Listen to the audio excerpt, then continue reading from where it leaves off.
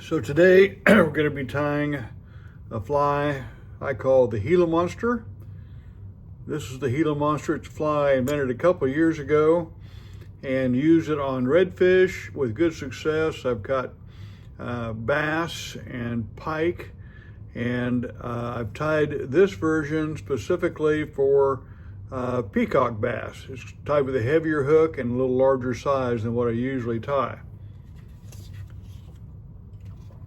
The materials in this fly include a 4/0 saltwater hook and some medium brass dumbbell eyes, and the tail is a Magnum rabbit zonker, and then the body is going to be a 1/8 inch strip of rabbit zonker as well. And then the flash is crystal flash. The eyes are, or the legs rather, are barred rubber legs. And the collar is saddle hackle. And the head is, the head is some medium polar chenille.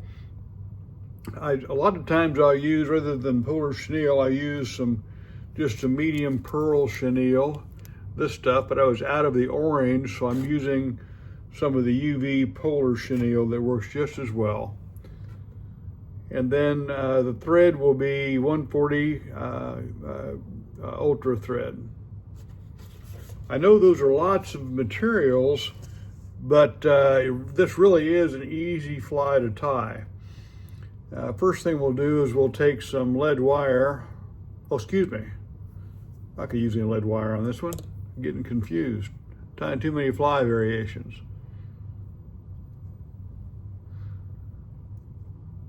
Okay, I'll start the thread up about 1 eye distance, 1 hook eye distance away from the eye, and build up a little hump there out of thread, and come back and make one on the other side with just enough space to fit the dumbbell eyes.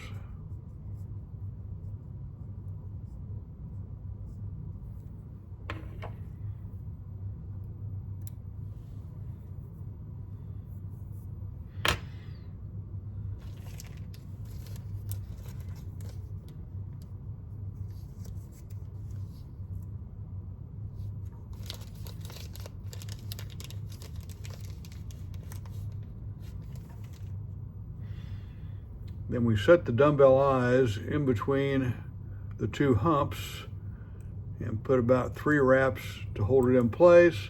Come around the other side. What those humps do is, thread humps, it helps hold that head in place, or the eyes in place, while we're getting them tied down. They don't slip around very much that way. So you do about 4 or 5 wraps on one direction, 4 or 5 wraps in the other direction, and you can kind of keep an eye on the eyes and see if they're twisted one way or the other. Then use the thread to get them back in alignment. And you want to make sure those eyes are on straight in every direction. Okay, another 4 or 5. Okay, those look to be on fairly straight. Now, it helps to cinch those eyes down by going underneath the eyes and doing several wraps underneath them and over the hook. That helps pull those wraps together. It makes the eyes more secure to the hook. Now, to provide more safety and keep those eyes from spinning around the hook, we'll take just a little bit of Zap-A-Gap and put a little drop on top and a drop on the bottom. That'll really cinch those eyes down.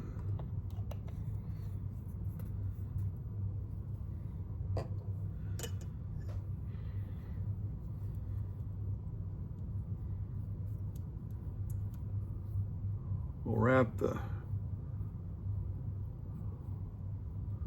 thread back to the bend of the hook.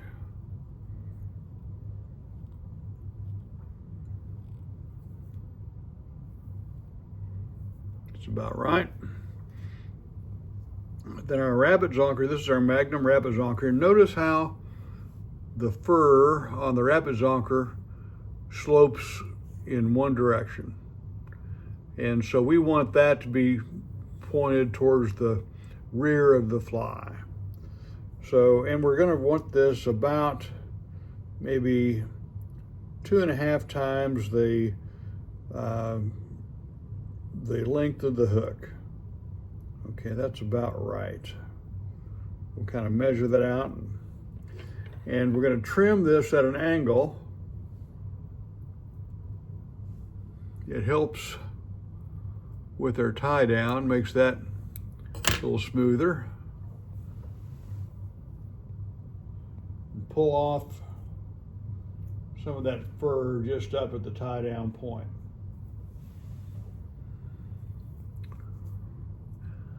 And then the zonker gets tied down with the flesh side up like that.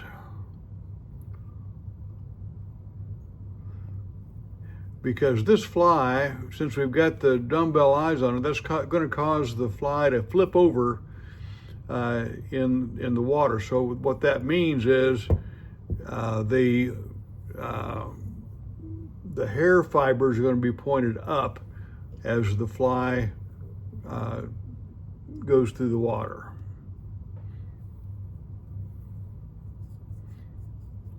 You can see how trimming that zonker to a taper helps with that tie down, makes that smoother. I want to make sure we've got a good 3/8 of an inch anyway of that zonker tied in there. We don't want it coming loose, don't want a fish pulling it out. Haven't had that happen, I don't want it to happen. Okay, next will be the flash. Again, the flash is going to be just some crystal flash, and since this is a peacock bass fly, we're going to want just a good chunk of peacock bass. We don't want to skimp on our flash. Peacock bass like lots of flash. They are not a subtle fish.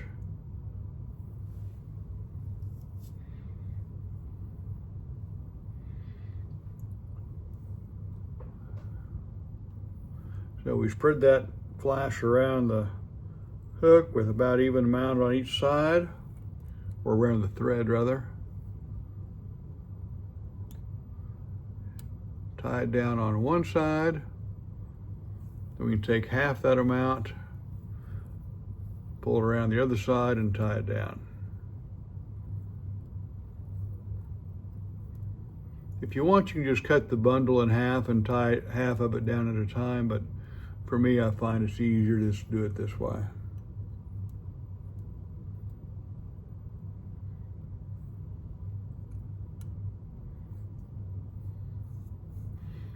Okay, now for the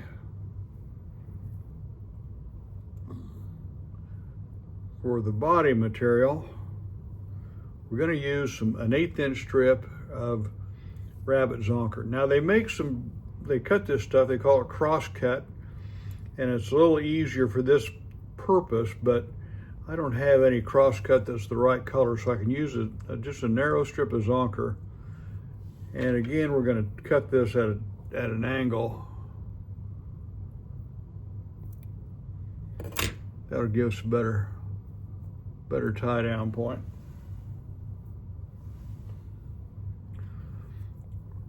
We're going to tie that right at the base of the tail.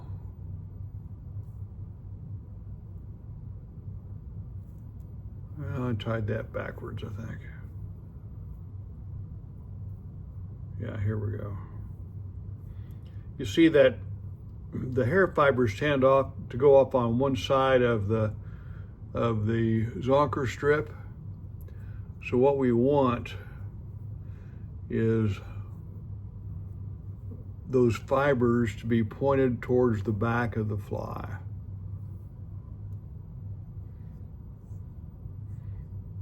We'll tie down that point right there. There we go. And come up, oh, maybe a 1/4 inch away from the eyes. Now we can wrap touching wraps of that 1/8 inch zonker strip around our fly. Whenever we do that, let's just stroke the fibers back towards the rear.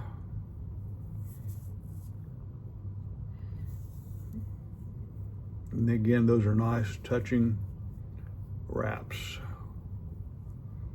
Okay.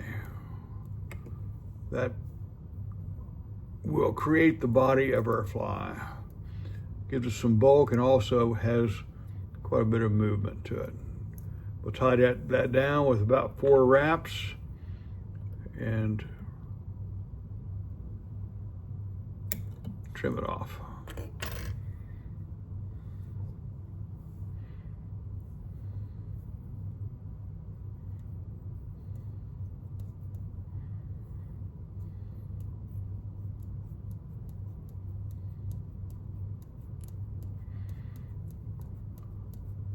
As we tie that down, we're going to build up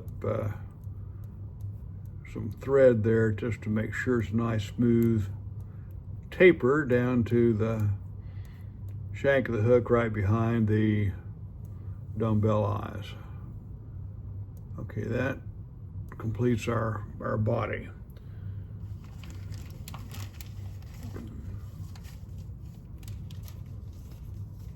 So for our collar, we're going to use saddle hackle fiber, and we're going to want one that's as heavy and webby as possible. So this is a good one. And we're going to tie it down at the base, but we've got a whole bunch of fluff down here. We don't want that, so we're going to strip that fluff off like this. Then we'll trim the stem.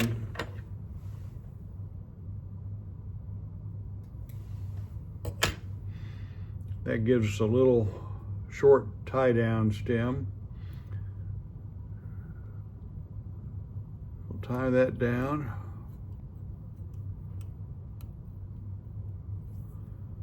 And then very tight to the body, make your first wrap of that saddle hackle. Pull those fibers back.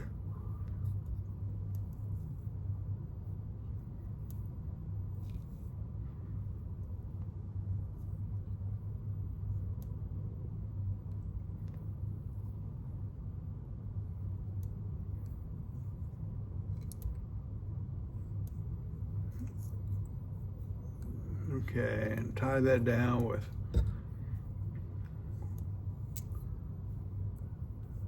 three or four nice tight wraps.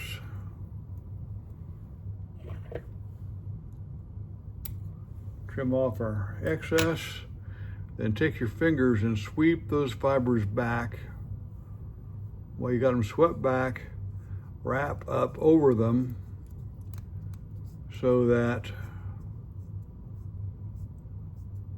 you tie down those fibers of the feather and cause those to sweep backwards.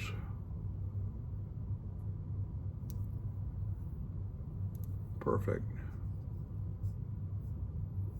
That creates a nice little collar that'll lay back in the water when the fly moves through the water.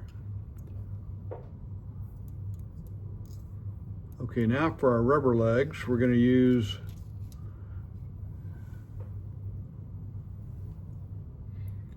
I've already messed up. That happens every once in a while. We're going to forget it on this fly, but tell you what, I'll start the next one and show you what I did to mess up on this one. But it should have a loop of monofilament in the back to help support the tail. So when I finish tying this fly, I'm going to start another one and do it right, so you'll see how that is really done. Sorry about that. But it's not perfect. Just things happen like that. You just live with it. The fish might not know the difference. And when I get to tying that down on the next fly, I'll explain to you what it does, what the function is, and you'll understand then.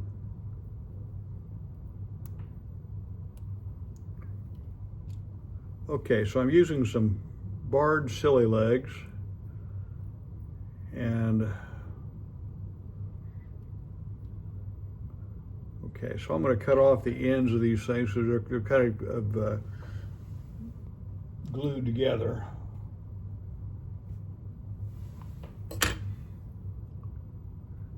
And I'll take those silly legs and wrap those around the thread.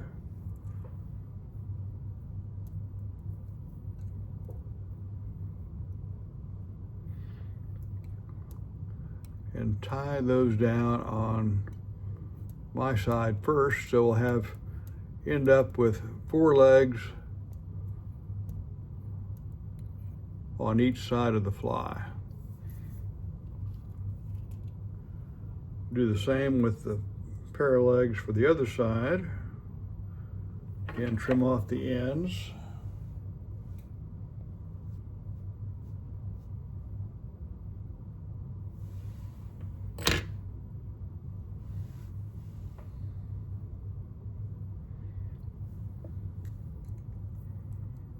Wrap it around the thread, even them out.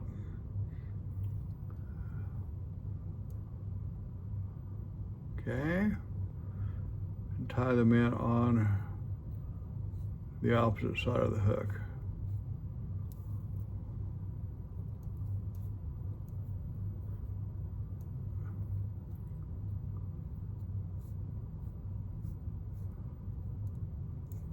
Believe it or not, we're almost done.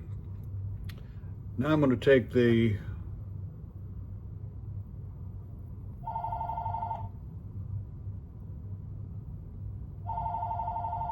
just ignore that phone ringing. I know I'm going to. Take the polar chenille and tie that down right over the rubber legs. Move our thread to the front of the eyes.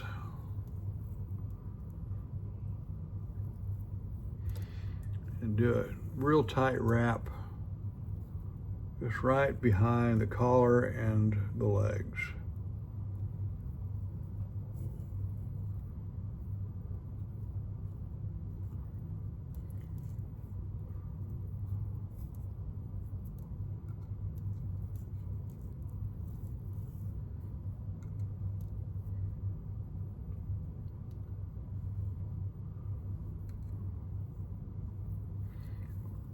Wrap up right behind the eyes, and then come crosswise across the top of the eyes, underneath the dumbbell, around the other side, around the other dumbbell, and over the top, making an X. So we cover up the entire top of the dumbbell eyes. Then do a close wrap right up by the eyes.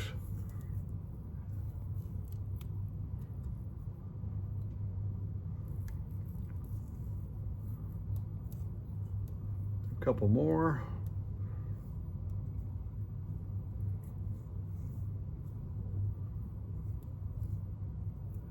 Then lash down our polar chenille. Now we can wrap up over the end with our thread, the number of wraps, and then do a little whip finish.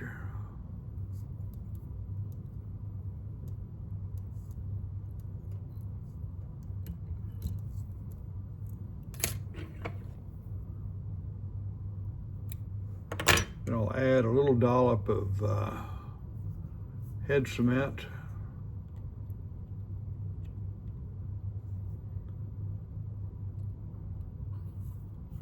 And that completes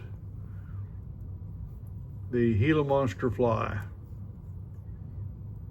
It's got great action in the water because of the the zonker tail, it just moves all around, and the rubber legs, it's got a lot of flash, and the fish just love it. Okay, now I'm going to start another one just so you can see the where I made the mistake, the material that I left off. This saltwater hook this is an older O'Shaughnessy hook made by Eagle Claw, and it's got most of them have a bend to it. This one doesn't have a bend, so it's straight just like it is.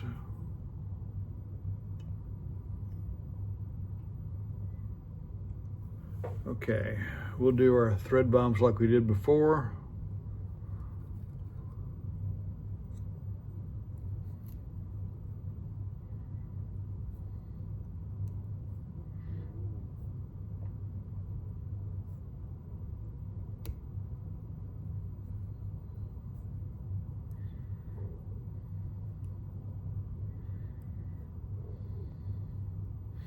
This is the same way you tie in the heads on a clouser minnow. The difference is we don't have the eyes on the clouser minnow. The difference is we don't have as much space between the eye on this Gila monster fly as we would on a clouser. On a clouser, the eyes would be set back about that far. This one is closer to the eye of the hook. Okay, again, several wraps to hold it in place. Come around the other side.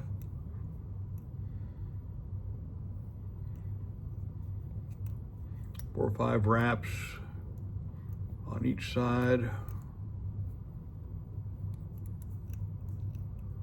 Constantly checking, make sure those eyes are on straight.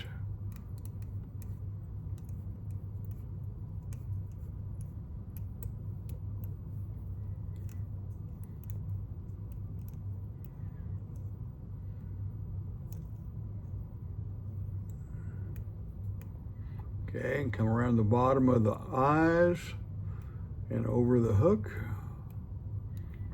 Okay, that looks pretty good. And then add the Zap-A-Gap or super glue.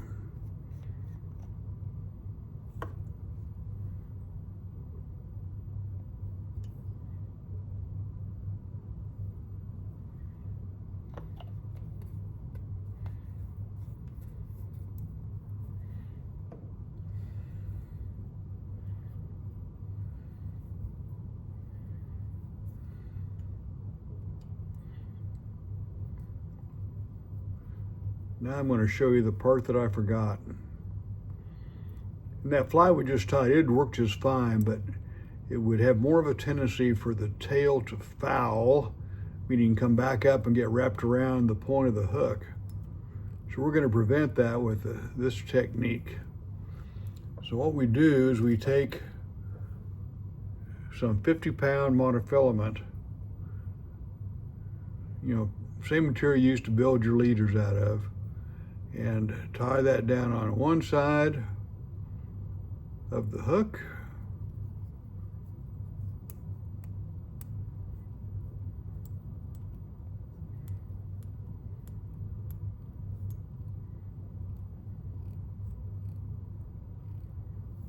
And then measure, it's not exact, but you want to loop about like that off of the back. I'll mark a spot there with my fingers. Take my nippers and cut that off.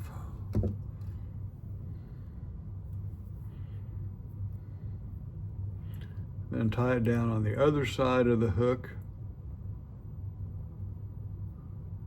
making sure that your loop stays nice and straight.